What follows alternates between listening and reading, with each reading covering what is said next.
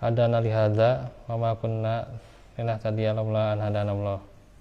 Asyhadu an la ilaha illallah wahdahu la syarikalah wa asyhadu anna Muhammadan abduhu wa rasuluh alladzi la nabiyya ba'da. Alhamdulillah wa taufiqillah, kita kembali lagi dalam pelajaran hadis yang dimana dalam Kitabul Jami bab zuhud dan wara', dan ini merupakan lanjutan dari bahasanya kemarin, hadis yang kemarin yang belum kita selesaikan, tentang bagaimana hati yang terkuat atau terikat kuat dengan dunia bertentangan dengan sifat zuhud ya. Dan hadisnya dari Abu Hurairah radhiyallahu anhu, kita bacakan saja.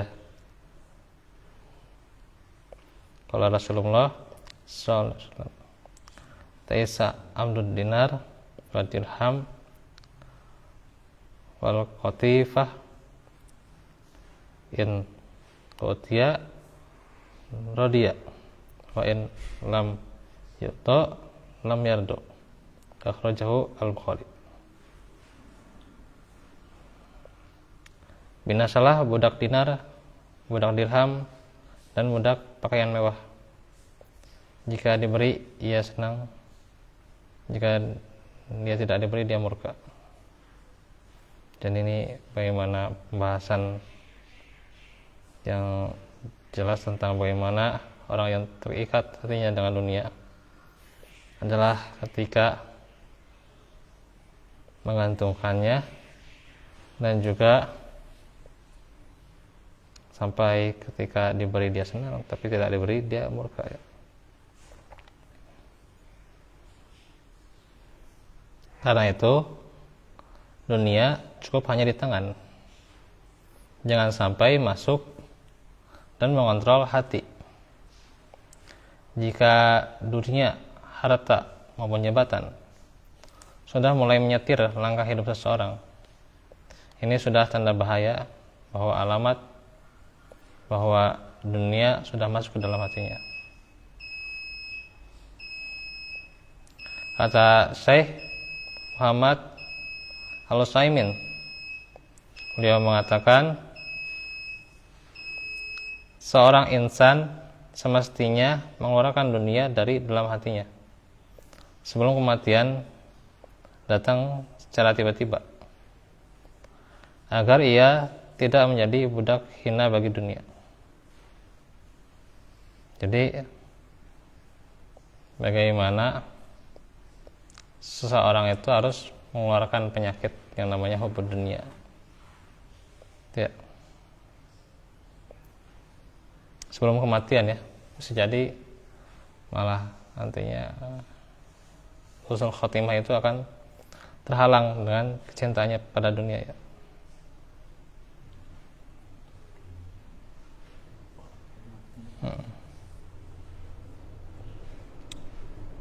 Bahkan ada yang kematiannya dia mengatakan, waktu mau kematian mengatakan jabatannya ya, bahkan mengatakan dagangannya ya, bukan mengatakan la ilaha illallah ya. Nah, itu. Ya seharusnya kan mengucapkan tahlil, tapi karena dia terikat dengan dunia, justru ya dia lupa, tidak dimudahkan. Iya.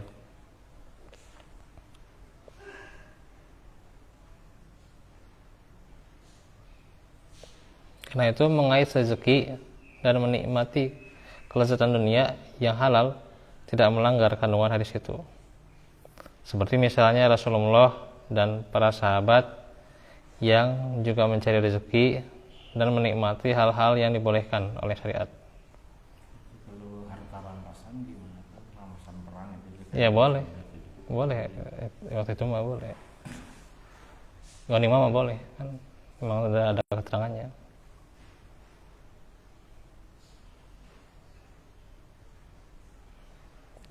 Yang dicela itu adalah ketika hati terikat kuat ya, bergantung pada dunia, terikat dengan dunia, sampai-sampai menjadi penghalang ketaatan kepada Allah.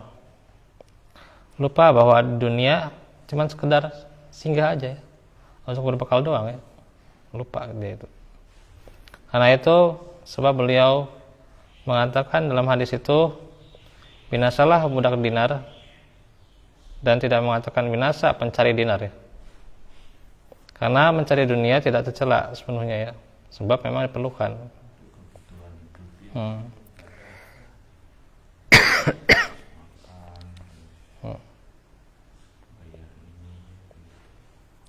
Jika hamba dinar, dirham, dan pakaian akan binasa, maka tidak dengan hamba Allah.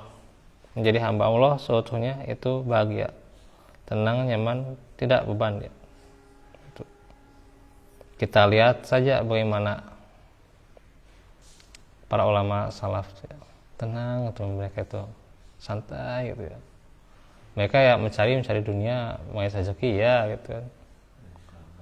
Tapi ketika kurangnya ya mereka tenang gitu ya gitu. Cabutnya waktu sholat ya, yang kena panah itu Iya.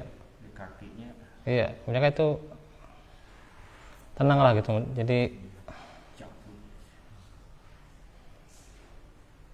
kalau di kita terkadang rasa kekhawatiran, kekecewaan itu selalu kadang sampai dipikirkan hinggap ya. Nanti gimana ya? Nah itu ya.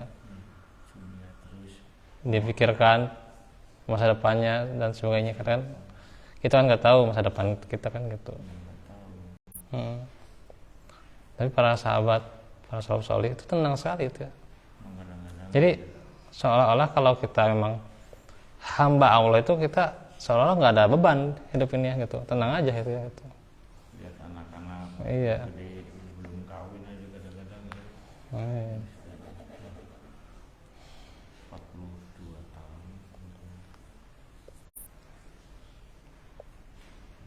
Udah mau tenang-tenang nih. Ya, kembali lagi memang kita yang kadang sulit untuk pertebal iman kan dengan ilmu ya gitu. Ya, kalau dengan ilmu, dengan syariat, dia tahu ilmunya, ya tidak usah khawatir lah tentang masa nantinya. Bahkan masa besoknya kan belum dipikirkan gitu kan gitu. Bagaimana nanti berbuat hari esok gitu. Terkadang kita memikirkan sesuatu yang jauh, padahal yang dekat kita selalu terlambat ya.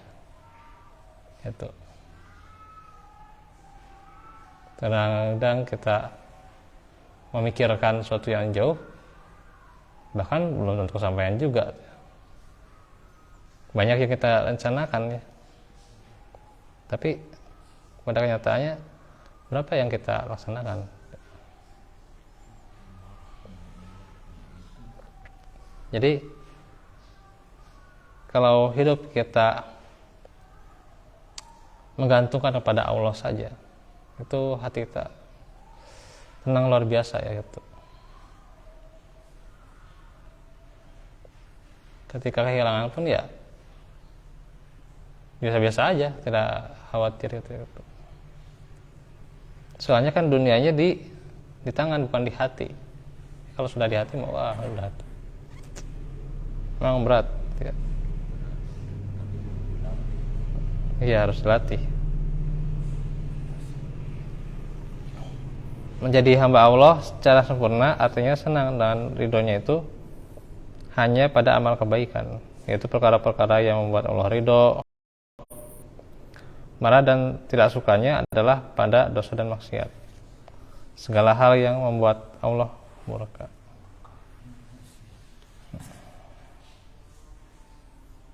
Nah itu hadis yang kedua. Hadis yang tiga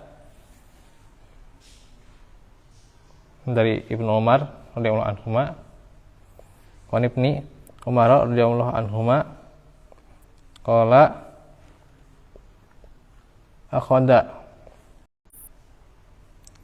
Rasulullah sallallahu alaihi wasallam biman kibi faqala kun fid dunya ka'annaka gharibun aw abiru sabilin wa kana ibnu Umar yaqul ida amsayta fala tantadiril fala tantadiris sobah wa ida asbahata fala tantadiril masa wahus min sihhatika lisikomika wa min hayatika limautika akhrajahu al-Bukhari. Rasulullah memegang pundakku, ya, kata Ibnu Umar, kalau bersabda, hiduplah di dunia seakan-akan engkau seperti orang asing atau seperti orang yang melintasi jalan. Ya, cuma sebentar, ya, cuma melintasi jalan doang, cuma menyeberang doang, ya. Ibnu Umar berkata, apabila berada di sore hari, maka janganlah menunggu pagi hari, dan jika berada di pagi hari, maka janganlah menunggu sore hari. Gunakanlah waktu sehatmu sebelum datang waktu sakitmu, dan manfaatkanlah hidupmu sebelum datang atau untuk kematianmu. Riwayat Al-Bukhari.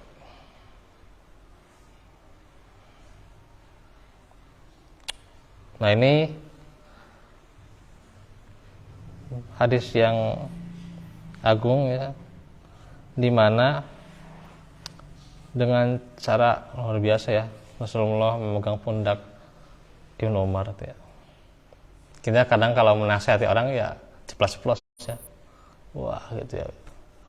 Tapi Rasulullah ketika menasihati Ibnu Umar atau ketika memberi ilmu pada Ibnu Umar, beliau dengan memegang pundak, bahkan ada yang dengan merangkul kepada para sahabat, dengan langsung memberikan sebuah wejangan, ya. Kita langsung memberikan wejangan dengan cepat-ceplos, kadang, gitu, ya. Nah, ini bedanya kita dengan Rasul, ya. Jauh lah ilmunya. Harusnya inilah bagaimana pendekatan seseorang itu ketika memberikan wejangan ilmu itu, karena ini memang bagaimana wejangan yang diberikan itu kan urgent, kan, penting, kebaikan, kan. Tapi kalau caranya salah, ya, tidak akan memberikan kebaikan, malah menjadi sakit hati orang yang mendengarnya, gitu. Nah, ini cara Nabi, ya, gitu. Nah, nanti kita akan terangkan petikan dari hadis ini, ya. Nah, insyaallah nanti untuk yang fikih belum, ya, nanti saya sambil cari sumbernya juga, karena ini kan tadi sudah tata cara sholat, berarti, ya, rukun atau sunnahnya, ya. Tapi nantilah kita direncanakan. Walafikum minkum. Insyaallah kita lanjutkan. Rabbana atina fid dunya hasanah fil akhirati hasanah wa qina azabannar. Rabbana atina min ladunka rahmatan wa hayyi lana min amrina rashada. Subhanaka Allahumma.